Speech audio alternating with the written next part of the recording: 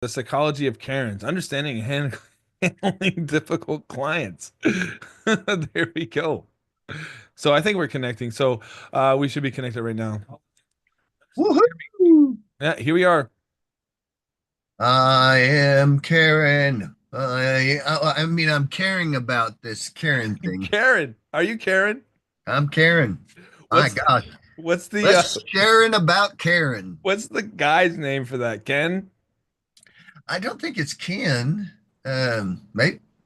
We can just say Steve. Yeah, we'll just say Steve. Yeah, we got Karens over here. Okay. What's going on, guys? Welcome back to the channel. And we just need to do the weekly check-in. We're a little bit late today because somebody had to fix their computer. And it was about Karen. It was we were caring about talking about Yeah. Karens. I just address that for a second. Right now, I have Zoom, and for the last 2 weeks, uh, I had to uninstall and reinstall, even though I have the latest version, because it's not coming up. So we've got a little bit disconnect there on Zoom, and I'm not sure what's happening. But after I disconnect it and reinstall it, it seems to come back. Hopefully, that won't happen again next week. Anyway, we're talking about Karen today. Have you ever met a Karen who kind of just, you know, tells you what is when you know it's not that way, or even if they're lying? We've had clients. I had a client who actually told me that my main juggler partner, years, this is long, long time ago, that he didn't juggle in his show. And I said, ma'am, that if he even showed up, he juggled. That's what he is. He's a world-class juggler. I mean, he might do a show, he can do a little bit of magic and a little bit of this, but his main show is juggling and, everything. So there's no way he didn't juggle. Uh, and I did give him a discount saying, well, we know he did his balloons. And anyway, and she won, even though I did call her a liar, actually, in a sense, because there's no way. And he did juggle during the show, and I talked to him, uh, but what we're talking about here is where people try to get a better price by lying to you, or, you know, uh, go ahead. No, it's basically like if somebody wants to complain because they feel entitled to a certain type of discount, and being able to weed those out with your sales process is something that I've done pretty good at. You know, there are a few that sleep that kind of sneak through the trenches, and well, but at the same time, you know, if somebody's going to be complaining about a service and they feel entitled, it's like, well, is their complaint valid, right? Or are they just making something up? I had an email come in today, and they said something about my DJs, and that the party wasn't that good, and I was there. You know, I have video proof of it. I was like, this is the longest conga line I've ever seen. Now you're just kind of grasping at straws to, you know, try and build up some sort of case to, and I don't even know what the end result is, right? And at the same time, it's like, is your company big enough to go head to head with someone that wants to complain with you? Or is it more like, well, what's the bottom line? What do you really want? And is it, you know, just give them a refund so they don't have to deal with it? Or is it like, well, you know, this is what it is, and then you want to go toe to toe with it depending on whatever your value system is? I was talking to somebody that has their own company, and he got some complaints that he didn't feel were valid. So he doubled down on his values, said he did the best that he could for his company, and he didn't feel that the any refund was warranted, and probably wasn't. Yet at the same time, if someone's going to sit there and attack you now, is it worth it? You know, you got to ask yourself these questions. And there are people that are entitled. There are Karens out there. There are people that want to speak to the manager. And well, you know, if you're got a good sales process in the beginning, you could kind of weed those people out for the most part. Now, there's no absolutes, right? So anything is possible in this world. And I've had a few situations where you know, I was like a bride would go through my service, right? They would go through all the loops and follow my compliance steps and my yes sets, and then they would book. Yet at the same time, they weren't the ones paying for it. Maybe an in-law was paying for it, or maybe their parents were paying for it, and maybe the parent was a Karen. So whatever the case may be, anything's possible out there. So what are some things to look out for, right? Like I actually had one of my DJs. He went and did an event, and he saw the client just going around the venue, just taking pictures of stuff. Oh, this doesn't look right, and we want a discount here, and we want to just. He saw that when he walked in before he even set up, and he would, just gave a phone call saying, "Hey, uh, this is going on now." So you can more than likely bet that this you're going to get a phone call or something like that. And if you're doing hundreds of events a year, like that's just something that comes with the business. And anybody that says they're perfect is just straight up lying to you. Like that's another thing. Like that could also be, tied into a narcissist behavior as well, where I've had conversations where they're like, "Oh, everybody's perfect, and I would never do anything like that." And I've always had smiles on my face, and everybody that works for me always has smiles on my face.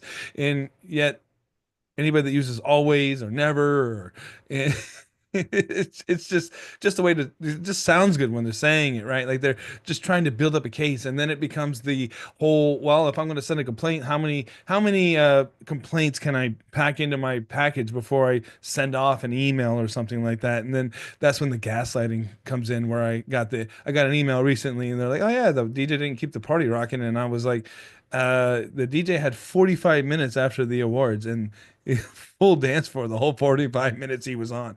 So I don't know what party you were at, but I have video proof that happened. So that's another thing too, when you're going to start dealing with clients as you start to get bigger. A service that I went out and got for the beginning of the new year was a phone call recording service. So anybody that calls me, the phone calls will be recorded, and I record my Zoom calls as well, and then of course you have email, paper trails, and then contracts to go back and look onto if somebody wants to, make a false claim or something like that. And I was also talking to another DJ of mine, and he said he worked for another company, and the other company made the DJ responsible for taking pictures of their setup, and a few other things as well. And he was telling me about this app. If you use an app and it has all the time marker stamps on it, then you don't have to go back in there and relabel something. I forgot the name of the app. Maybe I'll post a link in it later, or someone leaves a comment, I'll go find it. But basically, if you take a picture of something, it has the address, it has the date, it has the time, and you don't have to put all that stuff in. It just shows up on the picture, which this is something, something to think about as you're moving forward, and as you start to build, and as you start to get more clients. And another thing is too, inside DJ Event Planner, he was telling me after the event, they wanted the staff to go ahead and write any notes, about the venue, about the client, in case have to go back to this venue again. Were there stairs? Were there any things to look out for? Was there any, incidents with guests, or how was the relationship with other vendors that were there? And if you just had these notes ahead of time, which is something my staff has kind of asked me to do as we start to get bigger and as we start to get different venues that we were going to, so that we're not walking in blindfolded, and we do the best that we can. It just becomes more and more information, and of course there's always going to be that picky person out there, wants to find something wrong with anything, and then we deal with that as NLP practitioners as well. What are you looking at, right? If you're going to look for complaints, then you're just going to look for complaints, or you could be happy and just look for happy things. So it all depends on the person as well. And nobody wants to sit there and have an NLP life coaching session when they're trying to tell you all the things that they thought were wrong that weren't really wrong, just in their mind. I even have an aunt who's a super mega Karen. And it's funny because she's retired, she lives in South Florida, and she was telling me this story that she would just hang out at a grocery store, and anybody put their fingers on fruit, she would just like pop out and be like, "Aha, you're not supposed to touch that fruit." And she was telling me this story, and I'm like, "Well, you're just bragging about being a Karen." Like, it doesn't make any sense to me. So that was a fun Christmas trip. But yeah, if you're gonna look for bad, you'll find bad. If you're gonna look for good, you'll find good. And the thing is, if you're going around the world and getting the results that you want from complaining to people, then what's to stop them from doing it? Just like a narcissist who's going to tell you, "Oh, I've got all this success in the world just from what I've been doing. So why would you tell me that what I'm doing is wrong?" Well, you got to ask yourself if it works for you or not, and then again, things to look out for, right? You would want to record as many of your conversations as possible, so you have documented proof. People can just, make up stories these days, and they expect you to go along with it. And that's why we have contracts, right? So what's in the contract? What did you sign? Did you read it? I mean, if you're passing yourself off as like a big company, you don't have a lawyer department, like, is that my fault? No, it says, oh, we had a client that wanted to change or take away stuff, 30 days within the 30 days that was in the contract. And we're like, well, it's not enough notice for us. And then that's just what it is. So it is in the contract, like, and all these things would be explained ahead of time. And if someone's being inconsistent, they're expecting you not to have your ducks in a row so that they could capitalize on whatever you're doing. And keep good records, record stuff. Get in like a call service app that can record your phone calls. Keep good records of your emails. I actually hired an IT guy, and his whole job is to make sure that my emails are set and ready to go, so that they're deliverable and time stamped and all that stuff, fun stuff as well. I could tell you more about it, but I hire geeks to do that stuff. I know that was like a mouthful, right? Yeah, well, on that, do what you can do best and let the others do the rest. But back to the Karen stuff, watch who you're working with and remember, like he said, with the contracts, it's covering your butt, but also, people go in and say stuff, and a lot of times the person who's actually signed the contract is not even actually there sometimes. So a lot of corporate, we do a lot of corporate on our side here in our companies, and the person who hires it is not even at the event.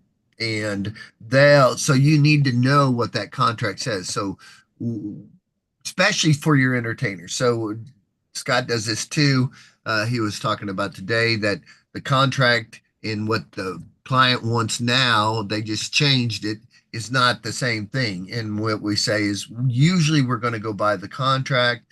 If we can, fiddle here or there with them, yes, we'll try to help them out, but we're not going to change everything when we don't have time to do it. And we're going to, if they get in our face, here's our contract, here it is, this is what you signed, and that's what we're doing. So you do have the backup. Like he said, he's recording it, he's got it on the Zoom call, he's got it here and there. So when they come back to you, but Karen, just understand they can even lie. I mean, basically telling you a lie, or they're going to lie to you. I mean, there was a guy who hired our company to go to just a little, and this is a long time ago again, and he hired us. He was going to hire us for a show, but he didn't want to pay the price for a show because it's more than just a ballooner coming out and doing balloons. And and ballooning is such an easy gig because you don't have to have all your equipment, everything else. It's cheaper than it is to do a show with, carrying hours worth of stuff in. And I get there, and he didn't know I owned the company. and he basically says, Jeff, which is my name, he says, Jeff told me you were going to do a show. Just set up over there. And I said, no, we're not going to do a show. And I said, yeah, but I talked to Jeff. He's your boss. And I said, yeah. And I said, I am Jeff. And he says, oh, okay, go do the balloons over there. But the point was, he was just lying. And a lot of times clients will do that.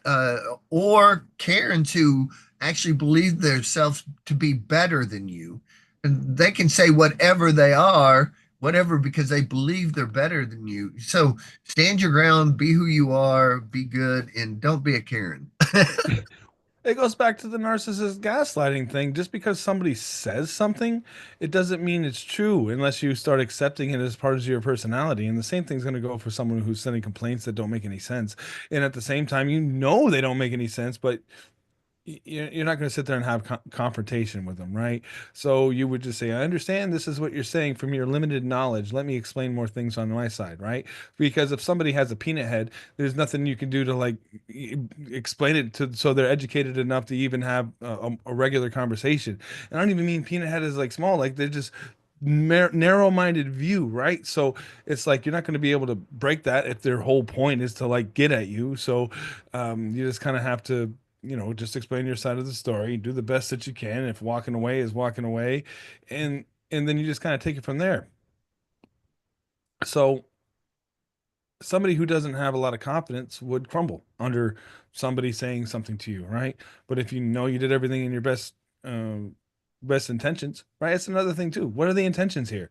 Like you're just saying stuff just to say stuff, or what's going on? Because if somebody's indecisive, this person, I had something recent happen and they were indecisive with everything that they wanted. They signed a contract for a certain amount of time, certain amount of DJs, a certain amount of photo booths, and we had times were all in the contract. And then I get this email saying that, oh, I didn't respond fast enough to something. And I went back and looked at my emails. I was 10-minute response time, and that of course was put into my response email. Oh yeah, you didn't respond fast enough. 10 minutes isn't fast enough for you? Or your DJ wasn't that good. I mean, that's the largest conga line I've ever seen. I got it on video. You said X, Y, and Z. Well, I've got recorded Zoom, phone calls, and emails to say what exactly I said compared to what was signed and what was delivered because I got my team that was there on site. So you just the whole goal here is to find out exactly what they want. And you know, oh, I had watched a video recently, and they were talking about the Michael Jackson thing, right? Like, so basically, the first time he was brought to court, he was on tour and he would have lost out on a lot of money to not go on tour. So he ended up paying off the first person that wanted to bring him to court. And then once he did that, right, like everybody else was like, "Oh, let me go after him. Let me go after him." It's like everybody's got their hand out because of the mentality of, what can I get at somebody else? And then, of course, recently you guys saw that Jay-Z was getting sued for something similar, and well, he didn't want to follow in the Michael Jackson footsteps, so he said, "Well, come at me. What are you gonna do?" So because if he were to pay out, then the more people would be standing with their hands out, right? Well, you admitted guilt to this, so who else are you going to admit guilt to? And I understand, explaining things for what they are, but somebody who's a narcissist or someone who's complaining blow things out of proportion to show their side of the story, which is the whole reason they're complaining to begin with, right? So I guess you would see Karens more in a public setting because you can't like not let somebody into a Starbucks or something like that. Yet, if you are doing entertainment services and then you run into somebody, it's not like someone's going to come up to you and say, "Hey, look, I'm a Karen," and like and you want to set up a few roadblocks for these people so that you don't get as many as those of those. Of course, again, a situation where I had. A bride and her mom ended up being the Karen. Well, she was the one paying the bill, and then I still had to sit down with her. And at the end of the day, I made it right, you know, for whatever. It wasn't worth, me going and arguing with somebody, and it was more worth like my company as a whole because if the company takes a hit, it's not just me taking a hit, it's the entire team, and I want to make sure that everybody is on a good foot and that we can learn and grow and just get to that next level. And another thing as a business as you start to get bigger, you want to make sure that you want to put your talent out because if you don't have enough people around you to handle the incoming business, then you're not going to be able to grow. There's like especially if you're like a DJ and then you have this company and then you're taking all the gigs and making all the profit, but yet you don't have anybody around you because you're not, so making getting other people food, because that's another thing when business comes in with me, it's more like, well, everybody's got to eat. I want as many people around me as possible because I won't be able to grow without them. And then of course you all take that with a grain of salt with everything else we got going on.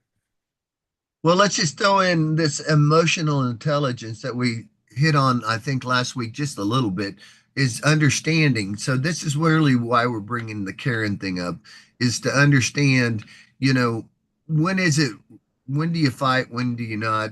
Just understand there are Karens out there, and you're going to hit them every once in a while if you're in the business. And we want you to be prepared when you go in and with a informed decision to say, is it really worth the fight or not? Because truthfully, most of the time it's not worth the fight for, a couple $100 or something like that. You're never gonna, if you went to court for even 1,000, you'll never get that. I mean, time and everything. So you got to really, and Yeah. you know, it's What's it really worth? not worth our time. Yeah. So Uh, Yet at the same time, he was talking principle, and sometimes we will hold our principle because it's so, like I gave into the because it was so chump change, a, a shell or a balloon, or both times it was not that big a deal either way. But there was two different scenarios. One directly lied and the other one directly lied too. But I knew 100% because it was me, and I knew 100% truly in my heart because it was my juggling partner. And those two examples I was giving, and yet sometimes it's not even worth the hassle. The one that I was 100% right and I was there, he just bowed down to me. The other one, we did give him a discount. Sometimes, again, a Karen is so used to winning that they've got so many knives they can stab Yeah, it with. yeah. I'm just not that evil, you know. Like, Yeah, I so gotta- so if you find one of those, you got to play it with the kid glove and try to get, just like a narcissist, they're very dangerous. They can really scar you on the way, just because they like to hurt you. I mean, that's kind of their thing. And a Karen is too, saying they're better and they're trying to hurt you. So watch out for that, Karen. Be prepared like we are, with contracts and other things and witnesses. And and do that's just the mentality. They go through whole life like that. It's not like you're going to be able to change it. And the thing with that happened to me recently, which I guess it's a multi-level marketing company, something like that. I guess pyramid schemes aren't legal anymore. So this is like the thing before that. So maybe they have a mentality that's just like that. I don't know. I don't know, but be aware of them, and you know do the best you can. That's all we got, right? And that's every business decision. Do your best decision each time, and that's what I preach on my side. And Scott got a good thing. He works with his people, trying to, like he said, bring everybody a little bit more money. Yeah, the whole goal is just to get good quality clients, and Karens will most likely weed themselves out if you're, putting compliance steps in front of them. Doesn't mean it happen all the time. And well, just keep that when you're moving forward, when you're learning and growing. It could be a little scary out there, or this this could be the challenge that makes you grow past your shell. Depends how you look at it. What do they say? What did Tony Robbins says? Nothing happens in life. Nothing has any meaning except for the meaning you give it. Right. And I like Wayne Dyer.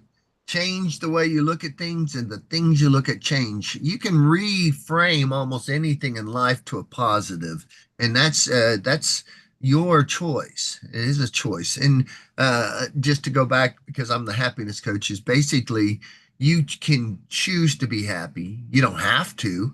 And your unconscious doesn't care if you're happy. It cares if you're alive. So it's not going to necessarily do that. So you got to make a choice, because happiness is a skill you can learn, and it's the changing the things, the way you look at things. And the same thing when you see a Karen, just you can almost feel sorry for that Karen. Seriously, you, you start caring. you start caring about that Karen, because what has happened to make that Karen that Karen? That's a good question. I Yeah. mean, and you can just know in your heart you're not one, and just do the best you can to do with them, because they're out there. But and I think most people can understand when a Karen comes up. If not, keep listening to us. We'll be throwing more stuff out. All right. Well, that's pretty much all the time I got today. We got a late start, and I have many things to do. So, see you next week. Woohoo! All right.